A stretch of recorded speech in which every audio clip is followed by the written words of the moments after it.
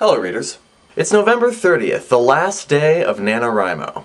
Across the world, thousands of writers are frantically trying to finish up their 50,000 words. So to commemorate the final day of National Novel Writing Month, I am here to offer you a NaNoWriMo success story. This isn't a favorite books review, but it is a book that was written during NaNoWriMo. So today I'm going to be reviewing Last Places by Matt I don't know how to pronounce his last name. It's weird.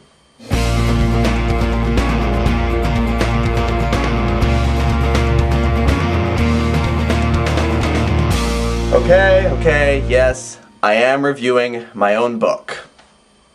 Yes, I am that narcissistic. But a lot of you have been asking about my NaNoWriMo novel, and I'm not quite ready to talk about the one that I wrote this year, because it still sucks. But I will talk about the one that I wrote last year. Actually, my progression of NaNoWriMo novels has been kind of interesting. This is my third year doing NaNoWriMo. My first year, I hit 50,000 words, but didn't actually finish the story. And this year, I finished the story well before I hit 50,000 words and had to tack on another story in order to get to that point. But the second NaNoWriMo I did was by far the most successful. I reached 50,000 words, and I finished the story, and I did the whole CreateSpace publishing thing.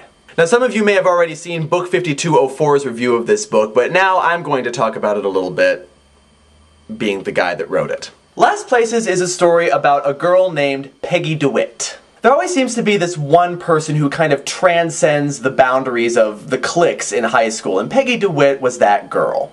She was everyone's best friend, and yet despite that, she still had her own little circle of friends that she brought in and kind of protected. You know, they were kind of these underprivileged dorks that she brought in and felt sorry for and protected and became really good friends with. At this point of the review, you may have noticed that I've been referring to her in the past tense. That's because by the time our story starts, Peggy DeWitt is dead, and has been for a year. So this story actually follows that group of friends that I mentioned earlier. Dave Hardwin, her best friend and on-again, off-again boyfriend, has gathered the old group together and decided to commemorate the one-year anniversary of her death by visiting the last places they all remembered seeing Peggy. So one friend last remembered seeing her at the church, so they go to the church. One friend last remembered seeing her at a bookstore, they go to a bookstore. Now, there's a lot going on with this story. There are a lot of issues that are discussed and just a whole lot of stuff to get through. First of all, there are eight people, I think, yeah.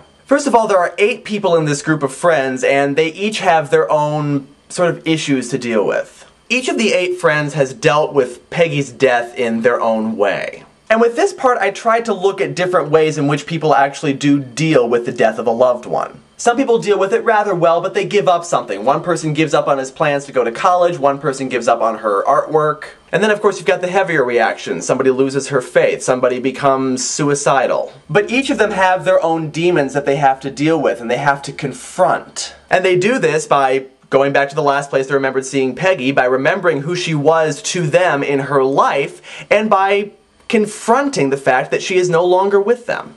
One of the interesting things about this novel is that we never actually meet the main character. The story revolves around Peggy DeWitt, and yet, by the time the story starts, she's dead, so we never actually see the true Peggy. We see everybody else's perception of her. We see flashbacks to her in life, and we see how everybody viewed her, both positive and negative, but we never actually see her.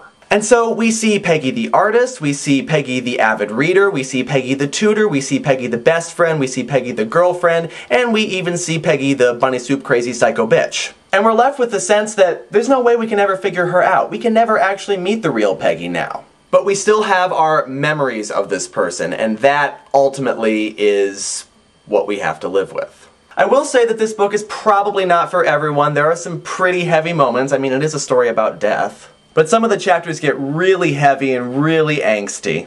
But at the same time, there are plenty of lighthearted comedic moments too. So if this is the sort of thing that you might be interested in reading, I know that some people have expressed an interest, then you can follow the link in the doobly-doo and actually buy a copy of this novel. Last I checked, the page had the price listed as $14.95, and I know that's kind of expensive, but I have changed the price. It's just taking a while to register. So if you don't want to spend that much money, the book will eventually cost $9.99. When that will be, I don't know. You'll have to take it up with CreateSpace, but hopefully that will be a little bit more of a palatable price for some of you.